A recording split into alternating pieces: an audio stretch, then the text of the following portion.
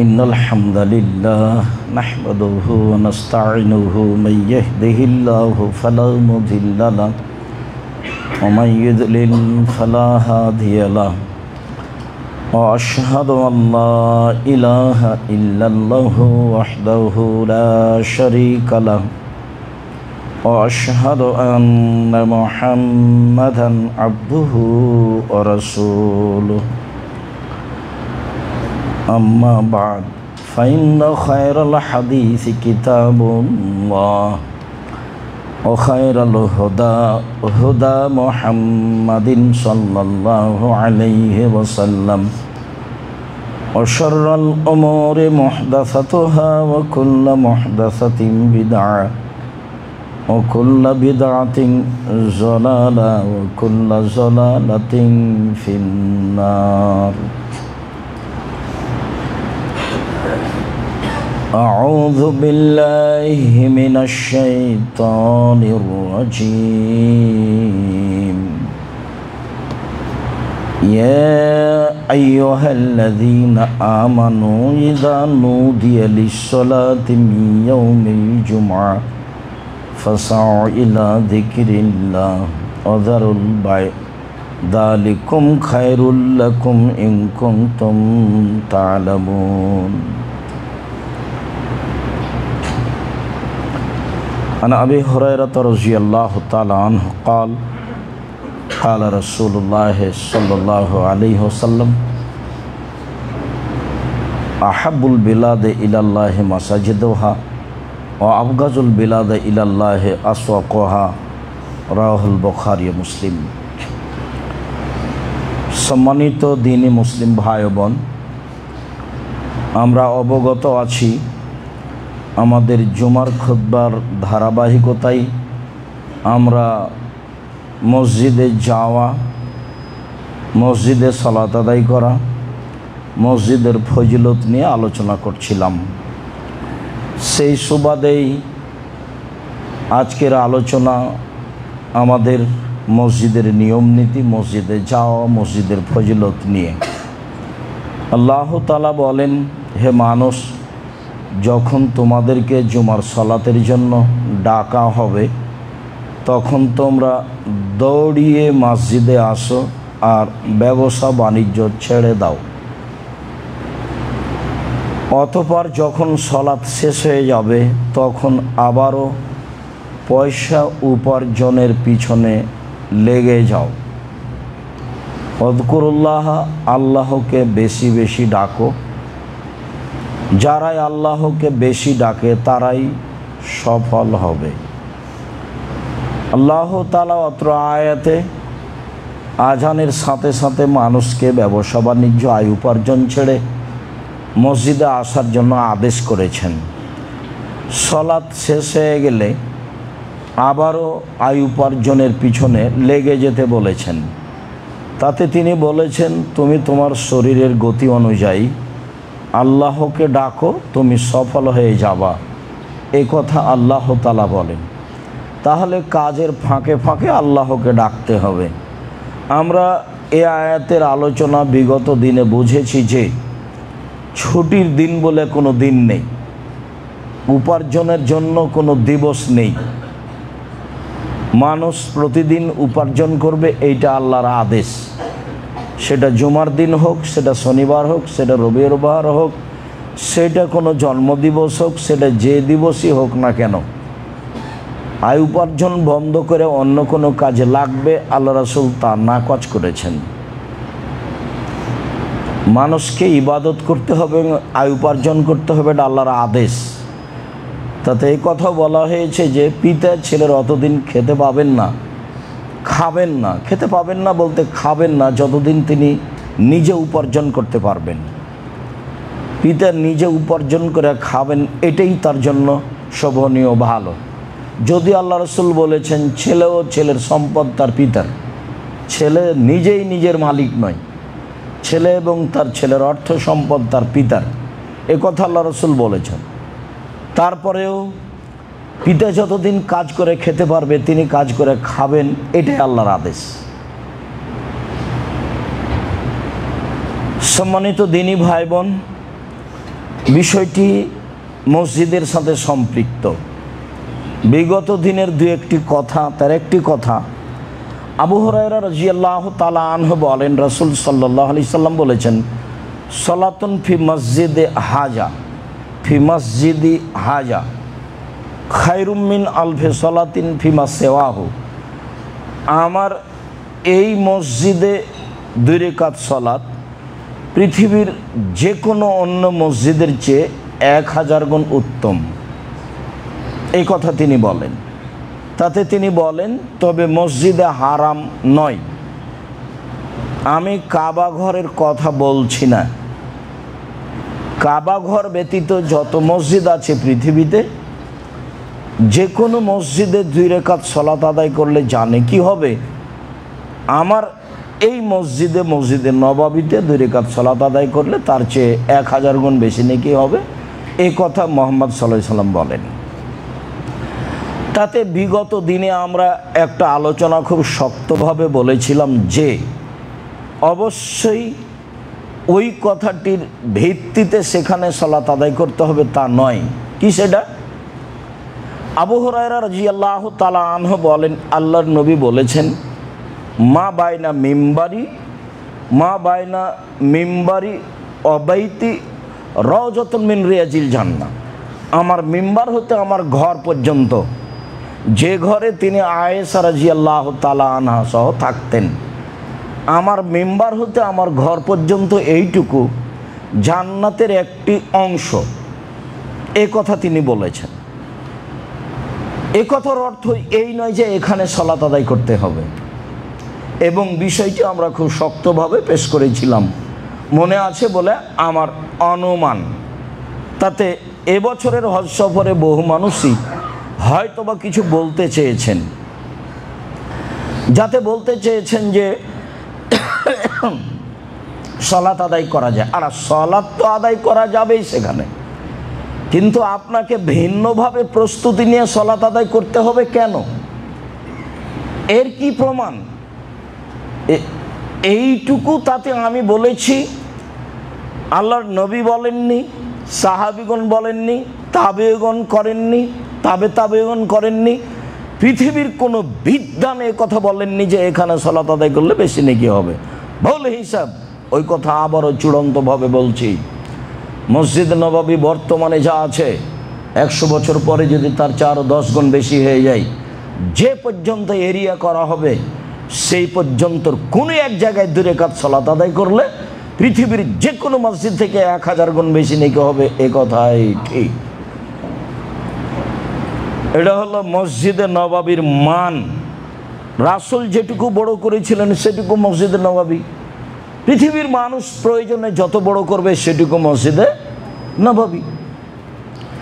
এর অর্থ এই নয় যে যেটুকুকে তিনি রাওজাতুন মিন রিয়াজিল জান্নাহ বললেন সেইটুকুতে সালাত আদায় করতে হবে। সেটুকু তিনি কি বলেছেন? এই লম্বাভাবে বলেছেন, তার কি তিনি মাপ দিয়েছেন? সেখানে তিনি সালাত আদায় করতে বলেছেন। কেন এত বাড়াবাড়ি করতে হবে? প্রমাণ ছাড়া বাড়াবাড়ি ভুল। আপনি এটার কোনোদিনও করার চেষ্টা করবেন না। পৃথিবীতে যেখানে যারা বাঙালি আছেন, আমি আপনাদের সকল দিনী ভাই বোনকে বলছি, রাসূলকে উপেক্ষা করে কিছু করার চেষ্টা করবেন না। শেষে ইহকালও যাবে, শেষে পরকালও যাবে। কম করেন সেটাই ভালো, বেশি করে বিদআত করবেন সেটা ভালো নয়। রাসূল সাল্লাল্লাহু আলাইহি সাল্লাম বলেছেন, আব্দুল্লাহ ইবনে উমর বলেন যে কানান নবী সাল্লাল্লাহু আলাইহি সাল্লাম ইয়াতি মসজিদ কুবা কুল্লা সাবতিন মাশিয়ান ওয়া রাকিবান। আল্লাহর নবী মসজিদে নববী থেকে প্রত্যেক সপ্তাহে একদিন বা শনিবার তিনি পায়ে হেঁটে বা বাহনে উঠে কুবা মসজিদে যেতেন। মসজিদে নববী থেকে প্রায় 3 কিলোমিটার দূরে। তিনি সেখানে 2 রাকাত সালাত আদায় করতেন।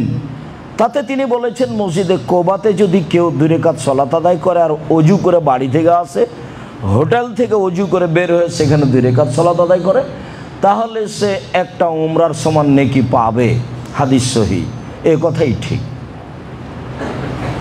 মসজিদে নববীতে গিয়ে 40 ওয়াক্ত সালাত আদায় করতে হবে, 5-8 40, তার মানে 8 দিন থাকতে হবে। সেই সুবাদে সব হাজিকে নিয়ে এসে মদিনায় 8 দিন রাখা হয়। কাবা ঘরে জামাত ধরার প্রয়োজন হয় না, আর মসজিদ নববীতে জামাত ধরতে হবে, আর 40 ওয়াক্ত সালাত আদায় করতে হবে, তাহলে দুনিয়া হয়ে যাবে। এত বড় নোংরা জঘন্য বর্বর কথা রাসূল সাল্লাল্লাহু আলাইহি ওয়াসাল্লামের নয়, ভুল হিসাব। যেখানে আল্লাহ রাসূল বলেছেন যে 40 দিন তাকবীরে তাহরিমা পাবে, 40 দিন জামাতের সলাতে তাকবীরে তাহরিমা পাবে, সেটা জঙ্গলে জামাত হোক নাহলে মসজিদে জামাত হোক, জামাতে যদি মানুষ 40 দিন তাকবীরে তাহরিমা পায় তাহলে তার দুইটা কাজ: এক, জাহান্নামের তালিকা থেকে নাম কেটে দেওয়া হবে; 2, মুনাফিকি তালিকা থেকে তার নাম কেটে দেওয়া হবে। মুনাফিকি তালিকায় তার নাম থাকবে না, আর জাহান্নামের তালিকায় তার নাম থাকবে না। এই কথা মুহাম্মদ সাল্লাল্লাহু আলাইহি সাল্লাম বলেন। মসজিদে নববীতে 40 ওয়াক্ত সালাত আদায় করতে হবে। মসজিদে রাসূলের কবরের কাছে গিয়ে হাত বাড়িয়ে সালাম দিতে হবে, রাসূল আপনাকে হাত বাড়িয়ে সালাম দিবে। হজের নামে টাকাটি লস। এমনি তো আমি বলে থাকি, যারা হজ করতে যায় সারা পৃথিবীর মহিলা পুরুষ, তাদের 1 নাম্বার লস বানানো দোয়া পড়া। রাসূলের দোয়া দিয়ে হয় না, তখন তারা বানানো দোয়া পড়ে, এটা হলো 1 নাম্বার লস, মানে ও গেছে। 2 নাম্বার হলো প্রায় সবাই মুআল্লিমের সাথে ভালো আচরণ করতে পারে না বিভিন্ন কারণে। কারণ আছে, এ কথাই ঠিক, কারণ সামনে রেখে ওখানে প্রতিশোধ নিতে হবে এ কথা ঠিক নয়। আর তৃতীয় যেটা আমি মনে করি সেটা হলো, আমি দেখে যে যারা একাধিক উমরা করছে, তামিম মসজিদে গিয়ে, আয়েশা মসজিদে গিয়ে এহরাম বেঁধে উমরা করছে, তাদের খুব বড় লস, তারা ব্যবসায় লসে আছে, মানে এটা গেছে। বহুবার বললাম, আপনারা একজন আর একজনকে জানানোর চেষ্টা করেন। আয়েশা রাদিয়াল্লাহু তাআলা আনহা উমরা চলাকালীন তওয়াফ করছিলেন, তো চট করে হায়েজ আসলো, এটা নারীদের ব্যাপার, তো কান্নাকাটি করছেন। আল্লাহ নবী বলছেন, কি ব্যাপার আয়েশা, কাঁদছো কেন? তুমি তাহলে ঋতুবতী? জি, আপনাদের তো উমরা হবে, আমার তো আর হলো না। তখন আল্লাহ রাসূল বলছেন, আরে কাঁদো কেন? এইটা তো আদমের মেয়েদের উপরে করে দেওয়া হয়েছে, এখানে তো তোমার স্বাধীনতা নেই। তা হাজিরা যা করে তা করো, তওয়াফ করো না। সালাত আদায় নেই আর তওয়াফ নেই, তওয়াফ ও সালাত কি দিয়ে আপনাকে বুঝায়? কত প্রেম প্রীতি তওয়াফ চলাকালীন, কত বউকে ধরে আছে, আরও কত কাকে, আর কত কিভাবে ছবি উঠাচ্ছে, আর সারা পৃথিবীতে ছবি দেখাচ্ছে আর গল্প চলছে, তার নাম তওয়াফ। আল্লাহ রাসূল বলছেন, আকিলুল কালামা ফিত তওয়াফে ফাইনা তওয়াফ সালাত। তোমরা একেবারেই কথা কম বলো সালাত তওয়াফে, কেননা তওয়াফ ও সালাত কল্যাণপূর্ণ কথা ছাড়া তওয়াফে বলবা না। তওয়াফ ও সালাত, সেখানে এত ছবি আর এত সেলফির সাথে তওয়াফ আছে, এগুলো একটা ফ্যাশন। এই যে প্রতি রামাজানে যাচ্ছে আহাল পরিবার নিয়ে, এটা আস্ত ফ্যাশন। ফকির মিসকিন নেই, দান করতে পারেন না, সেখানে দেশে ফকির মিসকিন পাওয়া যায় না। আরে ফকির মিসকিন যদি নাই পাওয়া যায় তো শেষ পর্যন্ত তো জামিয়া সালামে আছেই। সম্মানিত দিনী ভাই বোন, ধর্ম এমন নয় আপনি যেটা মনে করেছেন সেটা নয়। আর আরাফার মাঠকে মূল্যায়ন করার মতো তো পরিবেশ মানুষের থাকে না।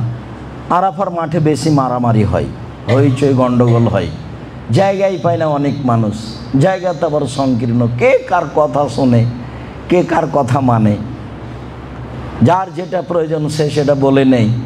আর যখন সলাতের টাইম আসে তখন কিনা ঝগড়া, কে পড়বে যে 2 রেকাত পড়বে না 4 রেকাত পড়বে, আবার 4 রেকাত পড়বে তো একসাথেই জোহর আসর পড়বে না জোহরের টাইমে আসর আসরের টাইমে।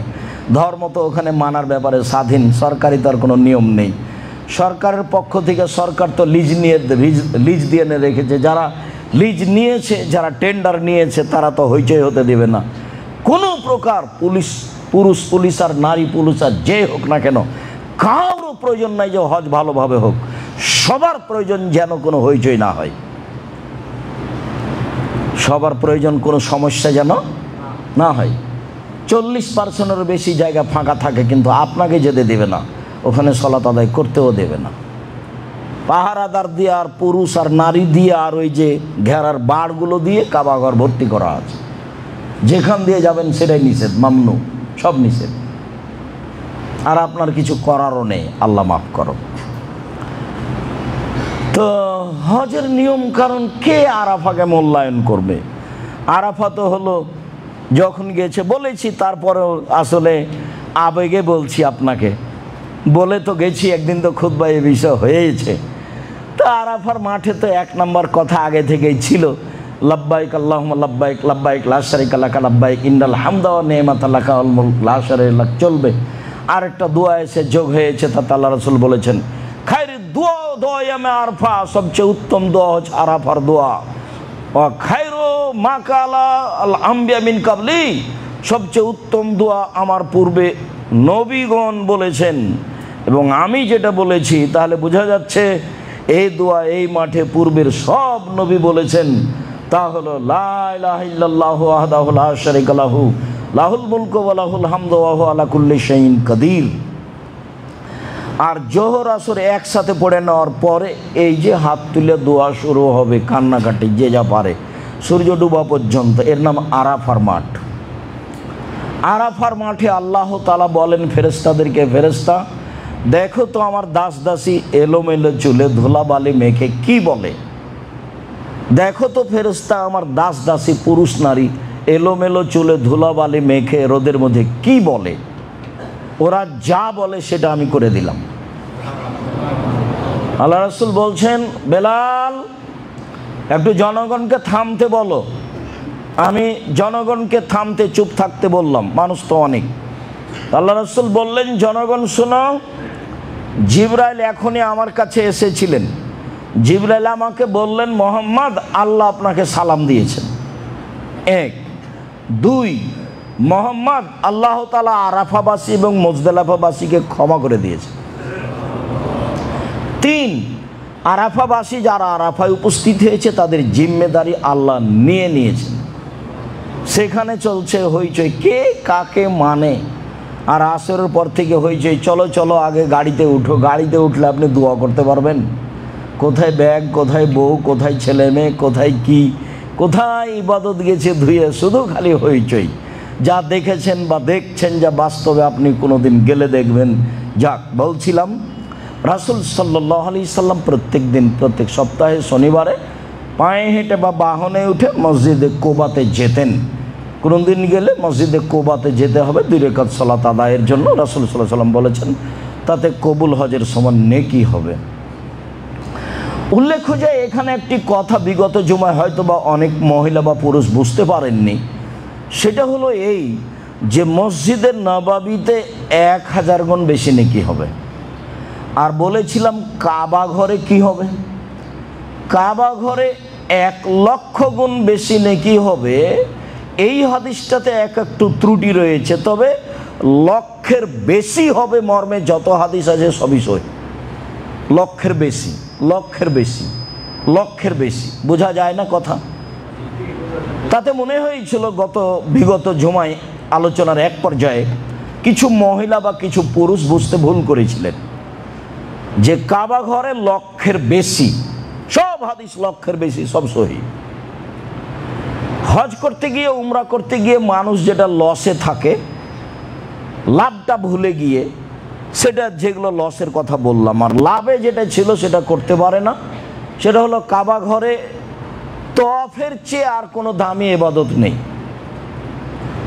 তওয়াফ শুরু করলে পা যতবার উঠাবে তত 10টা পাপ মিটে যাবে আর 10টা নেকি লিখা হবে। পা নামালে 10টা পাপ মিটে যাবে আর 10টা নেকি লিখা হবে। আর রুকনে ইয়ামানি থেকে হাজরে আসওয়াদ পর্যন্ত গেলে তার পাপ মুছে দেওয়া হবে। এটা হলো তওয়াফ। তাতে আল্লাহ রাসূল বলেছেন 24 ঘন্টা সালাত চলবে, তওয়াফ চলবে, এখানে কোনো নিষিদ্ধ সময় নেই। তাতে তিনি বলেছেন 24 ঘন্টা সালাত চলবে, কোনো নিষিদ্ধ সময় নেই। 24 ঘন্টা তওয়াফ চলবে, তাতে কোনো নিষিদ্ধ সময় নেই। মনে রাখা ভালো হবে যে নিষিদ্ধ সময় পৃথিবীর সব মসজিদেই রয়েছে, কাবা ঘর ব্যতীত। মনে রাখা ভালো হবে যে নিষিদ্ধ সময় পৃথিবীর সব মসজিদে রয়েছে, কাবা ঘর ব্যতীত। কাবা ঘরে কোনো নিষিদ্ধ সময় নেই। 2 রাকাত সালাত আদায় করলে লক্ষ রাকাতের বেশি নেকি হবে, এ কথাই ঠিক। তওয়াফ করলে এমন নেকি হবে, এ কথাই ঠিক। সেখানে হাজি ঘুমিয়ে আছে আর মসজিদের নববীতে গিয়ে 40 ওয়াক্ত সালাত ধরবে, তাই দৌড়াদৌড়ি লেগেছে। জবাব মুআল্লিমকে দিতে হবে। যারা দায়িত্ব পালন করছে, যারা বই লিখেছে, তাদের দিতে হবে। আমার বুঝে আল্লাহ আমাকে মাফ করো, আমি আমার তদন্তে বলছি, আমার চূড়ান্ত, আমার কথাই চূড়ান্ত এ কথা নয়। তবে আমার তদন্তে আমি বলছি শতকরা 95 থেকে 98 জন, 1999 জন মানুষের হজ হয় না। এবং প্রায় বই মিথ্যা কথা লেখা আছে, 2-1টার কথা বলতে পারছি। প্রায় বই ধর্মের নামে মিথ্যা কথা আছে হজের বই।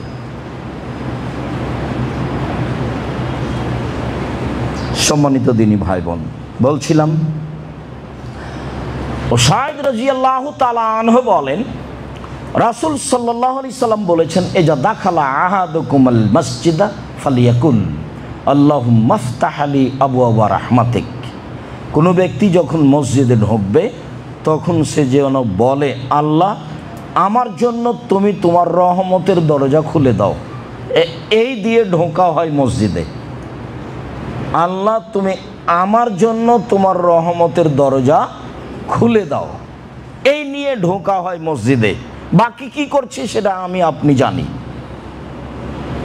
ওয়াইদা খারাজা ফালিয়াকুল, আর যখন মসজিদ থেকে বের হবে তখন বলবে, আল্লাহুম্মা ইন্নী আসআলুকা মিন ফাদলিক, আল্লাহ আমি তোমার কাছে অনুগ্রহ চাচ্ছি। এখন কাজে নামবো,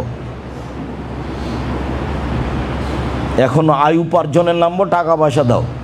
এতক্ষণ যা করেছি তার রহমত, তাসবিহ তাহলিল জিকির আজকার করেছি, আর এখন কাজে নামবো, টাকা পয়সা দিয়ে দাও। যা হারিয়ে গেছে ব্যবসা বাণিজ্য সেটা ঠিক করে দাও। এখন বের হচ্ছে আয় উপার্জনের জন্য। আল্লাহুম্মা ইন্নী আসআলুকা মিন ফাদলিক, আল্লাহ আমি তোমার অনুগ্রহ চাচ্ছি। কি অনুগ্রহ? জমি জায়গা, বাড়ি ঘর, আহাল পরিবার, ছেলে মেয়ে, টাকা পয়সা, যা কিছু দুনিয়াতে প্রয়োজন। আবু কাতাদা রাদিয়াল্লাহু তাআলা আনহু বলেন, রাসূল সাল্লাল্লাহু আলাইহি সাল্লাম বলেছেন, ইজা দাখালা আহাদুকুমুল মসজিদা ফালিসাল্লি রাকাতাইনি ক্বাবলা ইয়াজলিসা। যখন তোমাদের কোনো ব্যক্তি মসজিদে প্রবেশ করবে তখন সে যেন বসার পূর্বে 2 রাকাত সালাত আদায় করে। মনে রাখা ভালো হবে যে মসজিদে ঢুকে 2 রাকাত সালাত আদায় করতে হবে, বসার জন্য, অপেক্ষা করার জন্য। এই হাদিসের সাথে নিষিদ্ধ সময়ের কোনো সম্পর্ক নেই। মসজিদ আল্লাহ, বসতে চাইলে তার কাছে অনুমতি নিতে হবে। তা আপনি কি বলবেন যে আল্লাহ আপনার মসজিদে বসতে চাচ্ছে, একটু বসতে দেন? যে অনুগ্রহপ্রভু বসতে পারি কি? এভাবে বলবেন? কি বলবেন?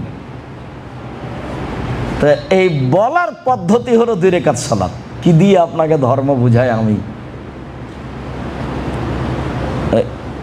অনুমতি চাও। মসজিদ কার? আল্লাহ বলছিলেন মাসাজিদুলিল্লাহ, সব মসজিদ আল্লাহর জন্য, সব মসজিদ আল্লাহর জন্য। তো এখন এখানে বসতে চাইলে অনুমতিও তার কাছে নিতে হবে। তো অনুমতির পদ্ধতি কি? 2 রাকাত সালাত। তাহলে রাসূল বলছেন, তোমাদের কোনো ব্যক্তি মসজিদে ঢুকলে সে যেন বসার পূর্বে 2 রাকাত সালাত আদায় করে।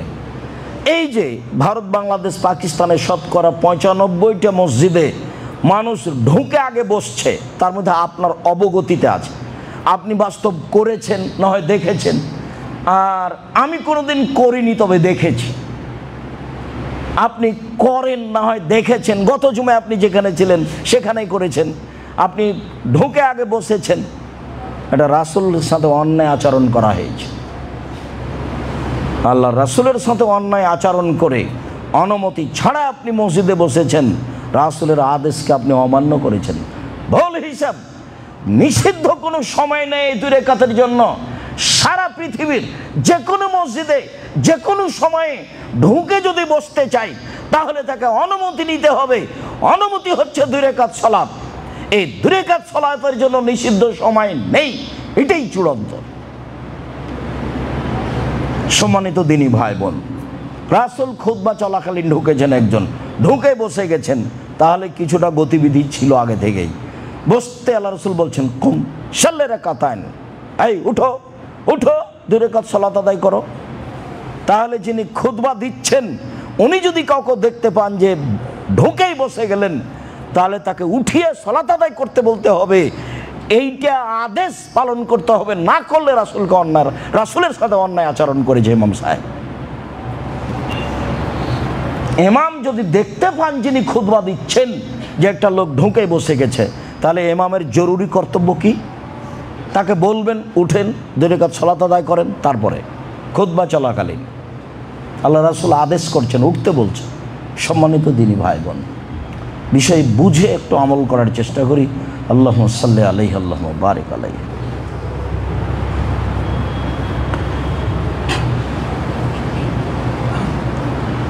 কাব ইবনে মালিক রাদিয়াল্লাহু তাআলা আনহু বলেন, লা ইয়াকদামু রাসূলুল্লাহ সাল্লাল্লাহু আলাইহি ওয়াসাল্লাম মিন সাফারিন ইল্লা নাহারান ফি যুহা। রাসূল সাল্লাল্লাহু আলাইহি ওয়াসাল্লাম যখনই সফর থেকে বাড়িতে আসতেন তখন সাধারণত সকাল 8টা-9টা দিনে আসতেন। রাতে তিনি বাড়িতে প্রবেশ করতেন না, সাধারণত তিনি দিনে আসতেন সফর থেকে। ওয়াইদা কাদেমা বাদাবিল মসজিদ, সফর থেকে বাড়িতে আসলে আগে মসজিদে ঢুকতেন। ফসল্লা ফিহা রাকাতাইনে, তারপর মসজিদে ঢুকে 2 রাকাত সালাত আদায় করতেন। সুমা জালাসা ফিহে, তারপর সেখানে বসতেন। তাহলে বাহির থেকে কেউ যদি বাড়িতে আসতে চায় সফর থেকে, তাহলে সফর থেকে বাড়িতে আসলে বাড়িতে ঢোকার সুন্নাত কি? আগে মসজিদে ঢুকতে হবে, মসজিদে ঢুকে 2 রাকাত সালাত আদায় করতে হবে। মানুষজন কেউ থাকলে ওখানে বসে একটু কথা বলতে হবে 2-1 মিনিট 2-4 মিনিট, তারপরে বাসে আসতে হবে। এটাই সুন্নাত।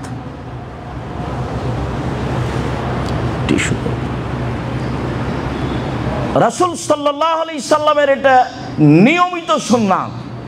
আমরা যখন আসব তখন এইটুকু সুন্নাত পালন করার চেষ্টা করতে হবে।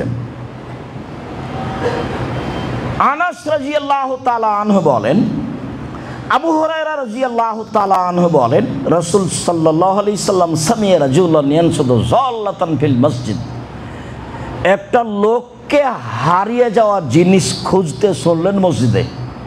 একটা লোক বলছে আমার কাপড় হারিয়ে গেছে, বা আমার টুপি হারিয়ে গেছে, আমার টাকা হারিয়ে গেছে, কেউ পাইলে একটু দিবেন। এইভাবে একটা লোক হারিয়ে যাওয়া জিনিস খুঁজছে মসজিদে। তখন আল্লাহ রাসূল বললেন, ফালিয়াকুল, সে যেন বলে, আল্লাহ রাসূল বলছেন সে যেন বলে, লা রাদ্দাহাল্লাহু আলাইকা। আল্লাহ রাসূল বললেন, লা রাদ্দাহাল্লাহু আলাইকা, তোমার হারিয়ে যাওয়া জিনিস যেন আল্লাহ তোমাকে ফেরত না দেয়। কেন? ফাইনাল মাসাজিদ আল্লাম তুবনা লিহাজা, মসজিদ হারিয়ে যাওয়া জিনিস খোঁজার জন্য নয়, মসজিদ হারিয়ে যাওয়া জিনিস খোঁজার জন্য নয়। হাদিস কিন্তু বুখারী মুসলিম, খুব ভালোভাবে মনে রাখতে হবে। এখন কিন্তু গ্রামের মসজিদে বলা হয় ছাগল হারিয়ে গেছে সে কথা, টাকা হারিয়ে গেছে সে কথা, আর মরা মানুষের খবর মাইকে বলা হয়। মরা মানুষের খবর দিতে হবে, হাদিস বুখারী মুসলিম। মরা মানুষের খবর চিৎকার করে দেওয়া যাবে না, এই হাদিসও বুখারী মুসলিম। চিৎকার করা কেন যাবে না? আগে মানুষ মারা গেলে ঢোলাই দেওয়া হতো। ঢোলাই বুঝি না আমরা? আগে তো গ্রামে বলতো, ঢোলের উপরে মারতো, ঢাকের উপরে মারতো বাড়ি, আর লোকটা চলে যেত আর বলতো আজকে বিকাল 3টায় অমুক হবে। বা কেউ জিজ্ঞাসা করতো কি ব্যাপার, কিসের ঢোলাই? বলে আজকে অমুক জায়গায় কাচারিতে বিকাল 3টায় বৈঠক আছে, এরকম কিছু বলা হতো। এরকম চিৎকার করে বলা হতো, যেই চিৎকার মাইকিং করে বলছে অমুক ব্যক্তি তার নিজ বাসভবনে বা হাসপাতালে ইন্তেকাল করিয়েছেন, মারহুমের জানাজা বিকাল 3টায় অনুষ্ঠিত হবে, আপনারা সবাই মিলে জানাজা অংশগ্রহণ করে অশেষ সওয়াবের ভাগীদারি হন। ধর্ম পাগল হয়ে গেছে। ধর্ম এখন মানুষের হাতে, হজ মানুষের হাতে, নিজের ব্যাপার। কি দিয়ে আপনাকে বলি, যা 2013 সালে ঘটেছিল আজকে তাই ঘটেছে। সেদিন 29 তারিখ ঢাকা হাজি ক্যাম্পে ঢুকলাম, চামড়ার স্যান্ডেলগুলো পায়ে আছে, মুরব্বী মানুষ 24 বছর থেকে এখানে মানুষকে হজের নিয়ম কানুন শেখাচ্ছে। ঢুকতে আমাকে বলছে স্যান্ডেলটা খুলেন। কেন? কেন স্যান্ডেল খুলতে হবে? যে এহরাম পরলে এই স্যান্ডেল চলবে না। কে বলেছে আপনাকে এই কথা? ধর্ম কি আপনার বাপের সম্পত্তি? ধর্ম কি পৈতৃক সম্পত্তি নাকি? কতদিন থেকে আপনি এই কাজ করেন? 24 বছর থেকে। 24 বছর থেকে মানুষের হজ নষ্ট করেছেন। এহরাম আমি জুতা পরিবর্তন করব কেন? কে আপনাকে কথা বলেছে? যান আপনি বলে দিন আজ থেকে 24 বছর থেকে আমি মানুষের হজ নষ্ট করেছি। আব্দুর রাজ্জাক বিন ইউসুফ বলেছেন। রাসূল সাল্লাল্লাহু আলাইহি সাল্লাম এহরাম বাঁধার জন্য জায়গা উল্লেখ করেছেন। ভারত, বাংলাদেশ, পাকিস্তান এলামলাম এহরাম বাঁধবে, এমনও তার অন্তর্ভুক্ত। তাতে তিনি বলেছেন এমানবাসীর জন্য এলামলাম। তারপরে তিনি বলেছেন হুন্না লাহুন্না, এইসব এলাকার জন্য এই জায়গা। তারপরে তিনি বলেছেন ওমান আতা আলাইহিন্না, সারা পৃথিবীর মানুষ যারা এমানের উপর দিয়ে পার হবে, এই জায়গার উপর দিয়ে তারা এলামলামে এহরাম বাঁধবে। ভারত, বাংলাদেশ, পাকিস্তানের মানুষ ঢাকা থেকে যাক, করাচি থেকে যাক, বোম্বাই থেকে যাক, কলকাতা থেকে যাক, সব বিমান এলামলামের উপর দিয়ে পার হয়। এবং বৈমানিকের পক্ষ থেকে বলা হয় এখন থেকে নিয়ে 30 মিনিটের মধ্যে বিমান এলামলামের উপর দিয়ে পার হবে, এই কথা বলা হয়। এবং অনেক বিমানে বলা হয় এহরাম এহরাম এহরাম। আপনি কাপড় পরেছেন ভালো কথা, অসুবিধা হতে পারে বিমানে, এইখানে আপনাকে লাভবাহিক বলতে হবে কেন? ভদ্রলোক বলছে যে বাড়ি থেকে এহরাম বাঁধলে হবে। আমি এখন কি বলতে পারি? তা আমার চট করে ধরা পড়েছে এই কথা তো আমাকে 2013 সালে বলেছিল, এই মুরব্বি তাহলে বলেছিল। অনেক কিছু বললাম এখানে রুজি উপার্জন করতে হবে না। যদি কোথাও না পাওয়া যায় রুজি, তাহলে ভিক্ষা করে খেতে হবে। আপনি মুরব্বি মানুষ, ভিক্ষা করে খাওয়া লাগবে না। জামিয়া সালাফে আসেন, কোনো কাজ দেওয়ার চেষ্টা করবো ইনশাআল্লাহ।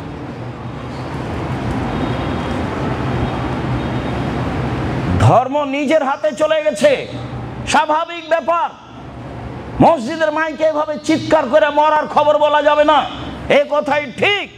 মোবাইলের মাধ্যমে কোটি মানুষকে খবর জানান আপনি, যেটা চিৎকার নয়। বাড়ি গিয়ে বলে এসেন যেটা আগে বলা হতো, সেটা চিৎকার নয়। রাসূল সাল্লাল্লাহু আলাইহি সাল্লাম হারিয়ে যাওয়া জিনিস মসজিদে খুঁজতে নিষেধ করেছেন। নিষেধের ঢং তিনি এইভাবে বলেছেন, আল্লাহ ওর হারিয়ে যাওয়া জিনিস তুমি তাকে ফেরত দেবা না, এই কথা বলেছেন প্রথমে। এইটাই ঢং বলার। আপনি যদি মসজিদে কেউ হারিয়ে যাওয়া জিনিস খুঁজছে শুনতে পান, তাহলে আপনি বলবেন, তাহলে রাসূলের আদেশ পালন করা হবে যে আল্লাহ তুমি তাকে এই জিনিস ফিরিয়ে দিও না, ঠিক আছে। তারপরে বলছেন ফাইনাল মাসাজিদ আলাম তুমরা লেহাজা, মসজিদে এই জন্য বানানো হয়নি। অথচ মসজিদে আল্লাহর নবী বিবাহ পড়াতেন, মসজিদে আল্লাহ রসুল বিচার আচার করতেন, মসজিদে আল্লাহ রসুল সাহাবীদের পড়াশোনার ব্যবস্থা করতেন, মসজিদে অনেক কিছু করতেন। মসজিদে হদ বাস্তবায়ন করতে নিষেধ করেছে। একটা লোককে 100 লাঠি পিটাতে হবে, সেটা মসজিদে করা হবে না, বাইরে নিয়ে যেতে হবে।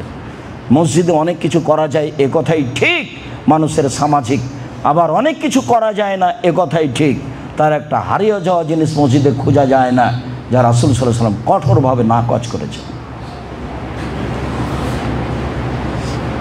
আবু হুরায়রা রাদিয়াল্লাহু তাআলা আনহু বলেন, রাসূল সাল্লাল্লাহু আলাইহি ওয়াসাল্লাম বলেছেন, মান আকালা শাজারাতাল মুনতানাতা ফালা ইয়াকরাবান্না মসজিদানা। কোনো ব্যক্তি যদি গন্ধযুক্ত খাদ্য গাছ খায়, পেঁয়াজ রসুন বা অন্য যত কিছু খাদ্যে মুখ গন্ধ করবে, যত কিছু খাদ্য দুনিয়াতে আছে খাওয়ার পরে মুখে গন্ধ থাকবে, ফালা ইয়াকরাবান্না মসজিদানা, সে যেন আমার মসজিদের নিকটে না আসে। ওটা খাওয়া না যায় যে কথা নয়, ওটা আপনি খেতে পারেন, ওটা হালাল জিনিস, খেতে পারেন। কিন্তু খেয়ে আপনি মসজিদে আসবেন যখন আপনার মুখে গন্ধ আছে, তা নয়। কেন? ফাইনাল মালাইকাতা তাতাওয়াজ্জা মিম্মা ইয়াতাওয়াজ্জাল ইনসু মিনহু। যেখানে মানুষ কষ্ট পায় সেখানে ফেরেশতা কষ্ট পান, যেখানে মানুষ কষ্ট পায় সেখানে ফেরেশতা কষ্ট পান, যেখানে মানুষ কষ্ট পায় সেখানে ফেরেশতা কষ্ট পান, তাহলে ফেরেশতা আরও বেশি পান। জিবরাইল আলাইহিস সালাম আমাদের নবীকে বলতেন মুখ পরিষ্কার করেন। আমি এই কথা বলিনি যে জিবরাইল আলাইহিস সালাম মুহাম্মদ সাল্লাল্লাহু আলাইহি ওয়াসাল্লামের মুখ বন্ধ করেন। যিনি আমার বিরুদ্ধে কথা বলেছেন, আমার কাছে তিনি কি চাইবেন? ক্ষমা। আল্লাহকে বলতে হবে আমার ভুল হয়েছে, আল্লাহ তুমি ক্ষমা করো। আল্লাহর নবী মানুষ, তার মুখে মানবিক গন্ধ ছিল। যার কারণেই তিনি যখন তখন মেশাক করতেন। কেন? তিনি নূরের তৈরি নন। আমি মানবিক গন্ধ বললাম তো আপনার গা জ্বলে উঠলো কেন? কেন জ্বলে উঠবে? যদি ঝকঝকাই মুখ থাকে তাহলে ঘুম থেকে উঠে মুখ পরিষ্কার করেন কেন? সালাতের পূর্বে তিনি মুখ পরিষ্কার করতেন কেন? বাহির থেকে ভিতরে ঢুকলেই তিনি মুখ পরিষ্কার করতেন কেন? দেখেন, পবিত্রতার আলোচনায় বিস্তারিত বলা আছে। আবার আলোচনা ফিরিয়ে নিয়ে এসে দেখেন পবিত্রতার আলোচনা মেশাক নিয়ে আলোচনা করার সময়তে তিনি সেখানে, আমি একটা হাদিসের ত্রুটি আছে কিছুটা, সেটাও বলা হয়েছে যে আল্লাহ রাসূল বলছেন যে জিবরাইল যত আমাকে মুখ মেশক করার কথা বলছেন তাতে মনে হচ্ছে আমি মুখের সামনের দিক ছিলেই ফেলি নাকি। তো জিবরাইল আলাইহিস সালাম কয়বার মুখ দাঁত পরিষ্কার করেন? দিনে? একদিনও করেন না। কেন? তার এটা প্রয়োজন নাই, তিনি নূরের তৈরি। আর আমাদের নবী কিসের তৈরি? মাটির তৈরি। ভুল হিসাব, আপনার হিসাবই ভুল। মুহাম্মদ সাল্লাল্লাহু আলাইহি ওয়াসাল্লাম নূরের তৈরি নন, মুহাম্মদ সাল্লাল্লাহু আলাইহি ওয়াসাল্লাম মাটির তৈরি। তার পিতা ছিলেন, তার মাতা ছিলেন, তিনি স্বামী স্ত্রীর মাধ্যমে দুনিয়াতে এসেছেন। তিনি খেতেন, তিনি পেশাব করতেন, তিনি পায়খানা করতেন, তিনি মানুষ। তার স্ত্রী ছিল, তার চলাফেরা ছিল মানুষের মতো। তিনি মানুষের সাথে উঠতেন, বসতেন, সামাজিক কথা বলতেন, সব কিছু করতেন। তিনি একটা মানুষ। আপনার আমার মধ্যে পার্থক্য, নবী সম্মানী পার্থক্য। নবী জিবরাইল তার কাছে আসেন, আমার কাছে আসেন না। আর আয়েশা রাদিয়াল্লাহু তাআলা আনহা বলছেন, জালা নবী বলছেন, আয়েশা তোমাকে জিবরাইল সালাম দিল। আয়েশা বলছেন, ঠিক আছে, আপনাকেও সালাম, জিবরাইলকেও সালাম। আপনি তো জিবরাইলকে দেখতে পান না, আমি তো দেখতে পাই না। এক বিছানায় তিনজন, জিবরাইল আলাইহিস সালাম, মুহাম্মদ সাল্লাল্লাহু আলাইহি সাল্লাম এবং আয়েশা রাদিয়াল্লাহু তাআলা, এক বিছানায় তিনজন, এক ল্যাপের নিচে তিনজন। বুখারী মুসলিমের হাদিস।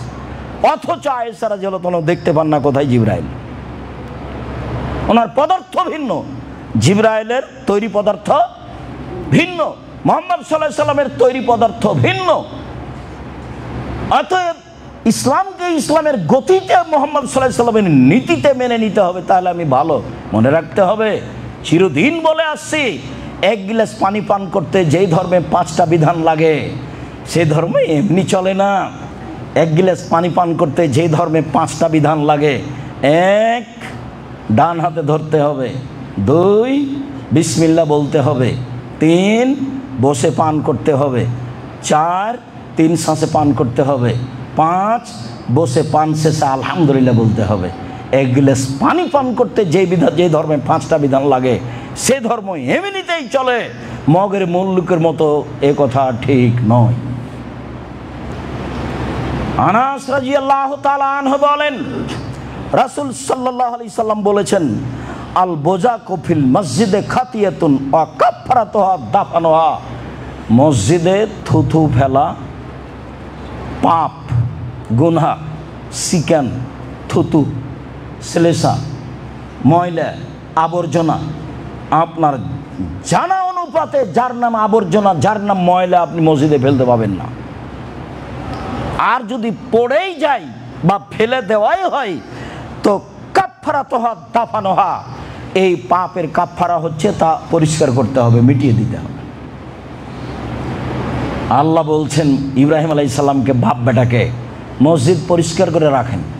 যারা তওয়াফ করতে আসবে তাদের জন্য, যারা সালাত আদায় করবে তাদের জন্য। ইব্রাহিম আলাইহিস সালামকে বলছেন আল্লাহ, আর ইসমাইল আলাইহিস সালামকে বলছেন মসজিদ পরিষ্কার করে রাখেন। তাহের বাইতি লিত তায়েফিন, আমার ঘর পরিষ্কার করে রাখেন। এবারে সরকারিভাবে মসজিদ নববীকে পরিষ্কার করা হয়। একটা খেজুরের বীজ আপনি যদি ফেলে দেন সেটা 3 মিনিট পড়ে থাকবে এটা মনে হয় না, 30 সেকেন্ডের মধ্যে সেটা উঠিয়ে নেওয়ার মানুষ আছে। হাজার হাজার লাখ লাখ কর্মচারী মানুষ আছে তাকে পরিষ্কার করার জন্য। তো ওই মসজিদই মসজিদ, সেখানে আপনার আবর্জনা পড়ে থাকে কি করে? সেখানে আপনি কেমন একটা কর্মচারী রেখেছেন, ওইদিকে পেশাবখানা, ওইদিকে পায়খানা, ওইদিকে আবর্জনা, ওইদিকে ল্যাব, ওইদিকে তোষক, সব কিছু যতটুকুর নাম সালাত আদায় করার জায়গা ততটুকু একবারে ঝকঝকে করে রাখবেন, এটাই ঠিক।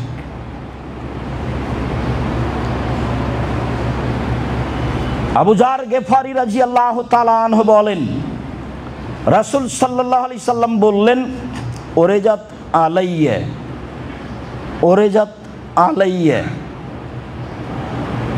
আমালা উম্মতি, আমার কাছে আমার উম্মতের সব আমল পেশ করা হলো। হাদিস বুখারী মুসলিম।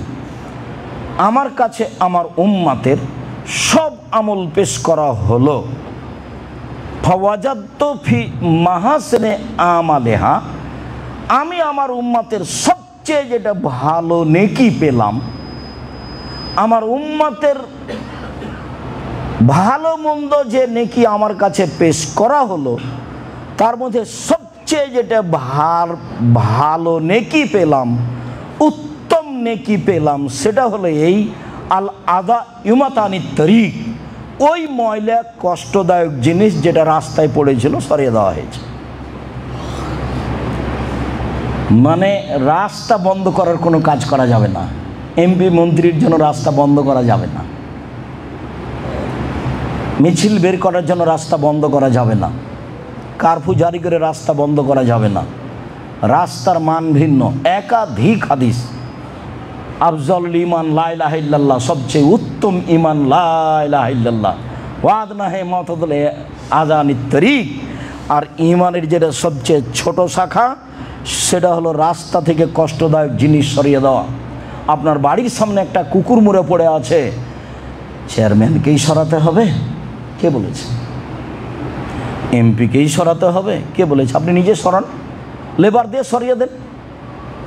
এটা হচ্ছে লোককে বলে না তোকে 50টা টাকা দেবো, 200টা টাকা দেবো, কুকুরটাই ধরে একটু কিছু করে বাইরে ফেলে দিয়ে আসো তো, রাস্তায় পড়ে আছে, মানুষের অসুবিধা হচ্ছে। সবচেয়ে যেটা ভালো নেকি আমার কাছে পেশ করা হলো, সেইটা কি মনে থাকবে না? রাস্তাতে পড়েছিল কষ্টদায়ক জিনিস সরিয়ে দেওয়া হয়েছে, ওই নেকিটা আমার কাছে সবচেয়ে প্রিয় বলে পেশ করা হলো। নেকি তো অনেক আছে, তাহাজ্জুদের আছে, হজের আছে, সলাতের আছে, সিয়ামের আছে, কোরআন তেলাওয়াতের আছে, তাসবিহ তাহলিলের আছে, অনেক নেকির মাধ্যম আছে, কুরবানি আছে, ফকির মিসকিন খেতে দেওয়া আছে। তার মধ্যে সবচেয়ে যেটা আমার কাছে সুন্দর বলে পেশ করা হলো সেটা কি বলেন তো? রাস্তা থেকে কষ্টদায়ক জিনিস সরিয়ে দেওয়ার নেকিটা আমার কাছে সবচেয়ে ভালো নেকি বলে পেশ করা হলো। মানুষের চলাচলে যেন কোনো সমস্যা নেই না হয়। যেখানে রাস্তাতে সমস্যা হয়েছে সেখানে আল্লাহ রাসূল বলেছেন, এই ওটা তো ডবল করে দাও, বাড়িঘর ভেঙে ডবল করে দিতে হবে, বাড়ি অন্য জায়গায় সরাতে হবে। গন্ডগোল হলে রাস্তা ডবল হবে, যা ছিল তার। এটাই নিয়ম। রাস্তার ব্যাপারে রাসূল সাল্লাল্লাহু আলাইহি ওয়াসাল্লাম আপোষ করেননি। রাস্তায় যদি আপনার প্রাচীর, এই যে আপনার জেলার খবর আমি বলতে পারছি না, নারায়ণগঞ্জ যেখানে জামিয়া সালাফিয়া আছে, রাস্তার শেষ প্রান্তে প্রাচীর দিয়েছে, প্রাচীরের বাইরে গাছ লাগানো আছে, তো গাছটা কোথায় লাগিয়েছে? আপনার গাড়িটা এই তো চলে না একটু পরে, এইরকম করছেন কেন? প্রাচীরের শেষ প্রান্তে আপনি প্রাচীর দিয়েছেন, জমির শেষ প্রান্তে প্রাচীরের বাইরে গাছ লাগিয়েছেন, এইটা কি? রাসূল সাল্লাল্লাহু আলাইহি ওয়াসাল্লামের কাছে সবচেয়ে উত্তম আমল যেটা পেশ করা হলো আমলের মধ্যে সেটা এটা। তারপরে অমিন মাসাবিয়া আমালেহা, আমার উম্মতের সবচেয়ে যেটা খারাপ আমল আমার কাছে পেশ করা হলো সেটা হলো আন-নুখাতু ফিল মসজিদে তাকুনু ফিল মসজিদে লা তুদফানু, ময়লা মসজিদে পড়ে আছে সেটা সরানো হলো না, উনি জানেন যে এটা ময়লা, তারপর ও নিজে সরালো না, আর ওই গুনাহটা আমার কাছে সবচেয়ে খারাপ গুনাহ বলে পেশ করা হয়েছে। হাদিস কিন্তু বুখারী মুসলিম। আমি একজন অনুবাদক, এখানে মধ্যে কিছু আছে এটা বোঝার সুযোগ নেই। আমার কাছে যেটা সবচেয়ে খারাপ পাপ বলে পেশ করা হলো সেটা আপনার চোখের সামনে বা আপনার পক্ষ থেকে ময়লা মসজিদে পড়ে গেল, সেটা আপনি সরালেন না, সেটা হলো খারাপ পাপ বলে রাসূলের কাছে পেশ করা হলো, যা রাসূল সাল্লাল্লাহু আলাইহি ওয়াসাল্লাম বলেন। আবু হুরায়রা রাদিয়াল্লাহু তাআলা আনহু বলেন, রাসূল সাল্লাল্লাহু আলাইহি ওয়াসাল্লাম বলেছেন, মান কামা ইলা সালাহ, তোমাদের কোনো ব্যক্তি যদি সলাতে দাঁড়ায় তাহলে ফালা ইয়াবসুক আমামাহু, সামনের দিকে যেন থুথু না ফেলে।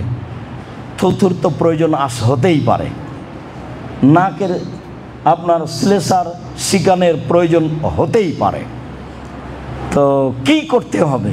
তোমাদের কোনো ব্যক্তি যদি সলাতে দাঁড়ায় তাহলে সে সামনের দিকে থুথু না ফেলে। কেন? ইন্নামা ইউনাজিল্লাহ, ও তো আল্লাহর সাথে চুপে চুপে কথা বলছে। আমিন ছাড়া সালাতের মধ্যে কোনো জায়গায় জোরে হবে না, সব চুপে চুপে। সামি আল্লাহু লিমান হামিদা রাব্বানা লাকাল হামদ হামদান কাসীরান তাইয়িবান মুবারাকান ফি। একজন সাহাবী জোরে বলেছিলেন, তার পূর্বেও কেউ কোনোদিন জোরে বলেননি, পরেও কেউ কোনোদিন জোরে বলেননি, আর এটা সাহাবীদের নীতি ছিল না। তারপরে দুই সিজদার মাঝের দোয়া, আল্লাহুম্মা গফিরলি ওয়ারহামনি ওয়াহদিনি ওয়াআফিনি ওয়ারযুকনি, এটা ইমাম শাফি রাহিমাহুল্লাহর পক্ষ থেকে জোরে বলার কথা আছে। ভারত, বাংলাদেশ, পাকিস্তানে যারা চার মাঝহাবের কোনো একটা মাঝহাব মানতে হবে বলেই মুসলিম পার্সোনাল ল খ্রিস্টানেরা চেয়েছিল, খ্রিস্টান শাসকেরা, ব্রিটেনের আসা শাসকেরা, তখন এই আহলে হাদিস যারা, তারা বলেছিল আমরা শাফিউল মাসলাকের লোক। ওই সুবাদে এখনও যারা আহলে হাদিস বলে নিজেকে দাবি করে, অনেকেই মনে করে যে দুই সিজদার মাঝের দোয়া জোরে বলতে হবে। রাব্বানা লাকাল হামদ হামদান কাসীরান তাইয়িবান মুবারাকান ফি, এই দোয়া জোরে বলতে হবে। আপনার মনে রাখা ভালো হবে যে আমিন ছাড়া কোনো অংশ জোরে হবে না। কেন? যে ব্যক্তি সালাত আদায় করছে সে তার প্রতিপালকের সাথে চুপে চুপে কথা বলছে। ইউনাজিল্লাহ, সে আল্লাহর সাথে চুপে চুপে কথা বলছে, কথা আল্লাহর নবী বলেন। তারপরে বলছেন ওয়ালা ইয়াবসুকান ইয়াসারিহি ইয়ামিনিহি, ডান দিকে যেন থুথু না ফেলে। কেন? ফাইন্না আন ইয়ামিনিহি মালাকান, ডান দিকে ফেরেশতা রয়েছেন। তাহলে বাম দিকে ফেরেশতা থাকে না, বিশেষ যারা কিছু করে তারা ডান দিকেই থাকে। আল্লাহ রাসূল তো এভাবে বলছেন, এখন বলছেন ওয়াল ইয়াবসুকান ইয়াসারিহি, বাম দিকে থুথু ফেলে যেন, আও তাহাতা রিজলিহি, পায়ের নিচে ফেলে যেন, ও ফিরাতিন তাহাতা রিজলিল ইসরা, বাম পায়ের নিচে ফেলে যেন। এই পর্যন্ত বুখারী মুসলিম। অন্য হাদিসে এসেছে যে এছাড়াও টিস্যুতে, রুমালে কোনো কিছু ধরে নিয়ে আল্লাহ রাসূল নিজে ওটাকে ধরে নিয়ে ওই কাপড়টাকে একটা আর একটার সাথে চেপে দিলেন, ডলে দিলেন। তাহলে এখন তো যেসব মসজিদে সালাত আদায় করছে টাইলস করা আছে, মাটির মসজিদ যদি হতো তাহলে না হয় আপনি পায়ের নিচে ফেলে দিয়ে ডলে দিতেন। আল্লাহ রাসূল বলছেন সুমাইয়াত ফেলো, তারপর ডলে দিবে, বাম পায়ের নিচে ফেলে বা বাম দিকে ফেলে পা দিয়ে ডলে দিবে। তো সেটিকে এখন হবে?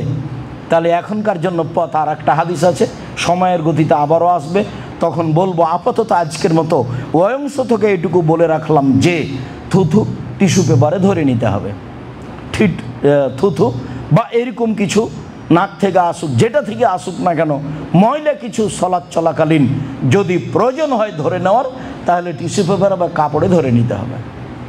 কাপড়ে ধরে নিয়ে আপনার জন্য যেটা সহজ হয়, আল্লাহ রাসূল এভাবে দেখালেন, তিনি এভাবে ডলে দিলেন। এভাবে ডলে দিলে নগদ যেটা রূপরেখা সেটা থাকবে না, কাপড়ের সাথে কী হয়ে যাবে, মিশে যাবে, যেটা মানুষের প্রয়োজন। এখন তো টাইলসের মসজিদ, শেষ বাক্যটা তো কিয়ামত পর্যন্ত চলবে।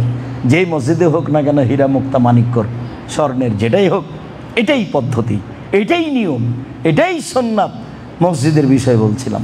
আয়েশা রাদিয়াল্লাহু তাআলা আনহা বলেন, রাসূল সাল্লাল্লাহু আলাইহি সাল্লাম বলেছেন, লানা রাসূলুল্লাহ সাল্লাল্লাহু আলাইহি সাল্লাম ফি মারাজিহি আল্লাতী লাম তাকুম। আল্লাহ রাসূল ওই অসুস্থ অবস্থায় বলেছিলেন যেই অসুস্থতা থেকে তিনি আর ভালো হননি, যাতে তিনি আয়েশা রাদিয়াল্লাহু তাআলার কোলেই ইন্তেকাল করেছেন, দুনিয়া ত্যাগ করেছেন।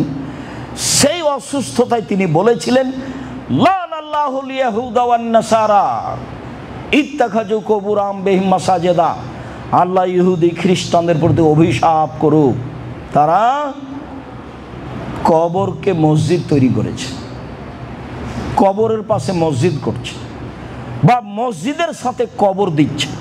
মানুষ মনে করছে যে মসজিদের পাশে কবর দিতে হবে, মানে কবি নজরুল ইসলাম বুঝতে পারেনি, বলেছেন মসজিদের পাশে কবর দিও ভাই।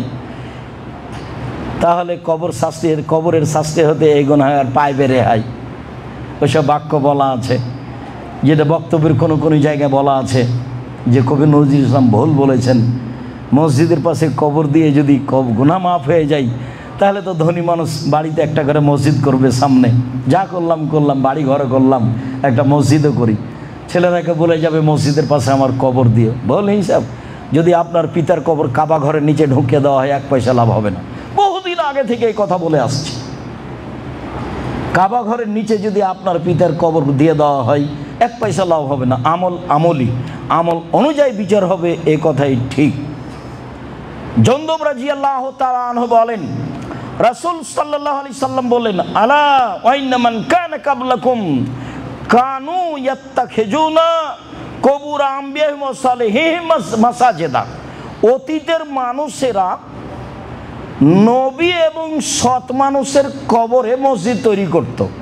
তাহলে এই কথা নতুন নয়, যুগ যুগ ধরে চলে আসছে, শতাব্দীর পর শতাব্দী চলে আসছে যে মানুষ কবরকে মসজিদ তৈরি করে, মসজিদের পাশে কবর দেয়। হাজার হাজার বছর আগের কথা, শো বছর আগের কথা, মানুষেরা সৎ মানুষের কবরকে, নবীগণের কবরকে মসজিদ তৈরি করত। এই কথা আল্লাহ রাসূল বললেন। তারপরে বলছেন, লা তাত্তাখিজুল কবুরা মাসজিদান, পৃথিবীর মানুষ তোমরা কখনো মসজিদকে কবরকে মসজিদ করবা না। পৃথিবীর মানুষ তোমরা কখনো কবরের উপরে মসজিদ করবা না। তারপরে রাসূল সাল্লাল্লাহু আলাইহি ওয়াসাল্লাম বলছেন, ওয়াইন্নী আনহালাকুম ফি মিনহাজা, আমি এটা তোমাদের নিষিদ্ধ ঘোষণা দিলাম। পৃথিবীর মানুষ কখনো তোমরা কবরের উপরে মসজিদ নির্মাণ করবা না। ঢাকা শহরে মসজিদের ভিতরে কবর আছে, কোনো পথ নেই 24 ঘন্টার মধ্যে মসজিদ ভেঙে দিতে হবে, আর না হয় ওখান থেকে কবর সরাতে হবে। যদি মসজিদের নামে জমি অক্ষ হয়ে থাকে আগে থেকেই, তাহলে কবর সরাতে হবে, যে কোনো একটা পথে যেতে হবে। কঠোরভাবে বলা আছে। রাসূল সাল্লাল্লাহু আলাইহি সাল্লাম বলছেন, লা তাজলিসু আলাল কবুরে, পৃথিবীর মানুষ তোমরা কবরের উপরে বসো না। ওয়ালা তুসাল্লু ইলাইহা, কবরের দিকে মুখ করে সালাত আদায় করো না। ওয়ালা তুসাল্লু আলাইহা, কবরের উপরে সালাত আদায় করো না। ওয়ালা তুসাল্লু বাইনাহা, কবরের মাঝে সালাত আদায় করো না। কবর ডান দিকে থাকলে হবে না, বাম দিকে থাকলে হবে না, সামনে থাকলে হবে না, নিচে থাকলে হবে না। মসজিদের ডানে কবর থাকলে মসজিদে সালাত চলবে না, মসজিদের বামে কবর থাকলে মসজিদে সালাত চলবে না, মসজিদের সামনে কবর থাকলে মসজিদে সালাত চলবে না, মসজিদের নিচে কবর থাকলে মসজিদে সালাত চলবে না। কঠোরভাবে না করা আছে।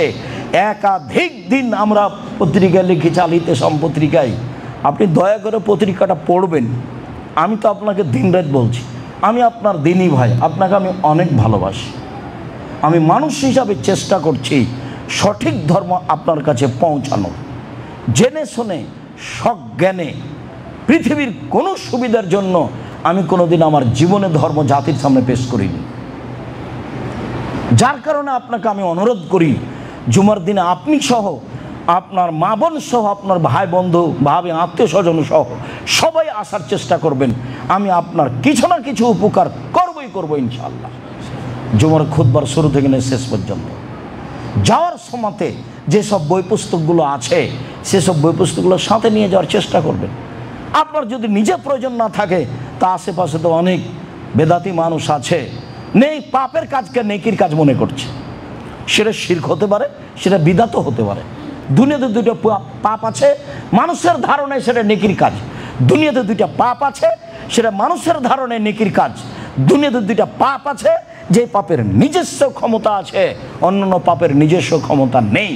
মানুষের ধারণায় নেকির কাজ, অথচ সেটা পাপ। সেটা কি? বিদাত। সেটা কি? শিরক। আর এর নিজস্ব ক্ষমতা হলো বিদাত ইবাদাত কবুল হতে দেবে না যতদিন আপনি না ছাড়বেন। লাইক বলা আদল সারফ, তার ফরজ ইবাদাত কবুল হবে না, তার নফল ইবাদাত কবুল হবে না ও যদি বিদাত করে তাহলে। আর শিরক মানে অতীতের সব নেকি গেছে। ঢাকা বিমানবন্দরে নেমে আপনার ছেলে এসেছে দামি গাড়িটা নিয়ে আপনাকে নিয়ে যাবে, গোলাপ শাহের মাজারের পাশ দিয়ে যাচ্ছিলেন, 10 টাকা আপনি গোলাপ শাহের মাজারে দিয়ে দিয়েছেন।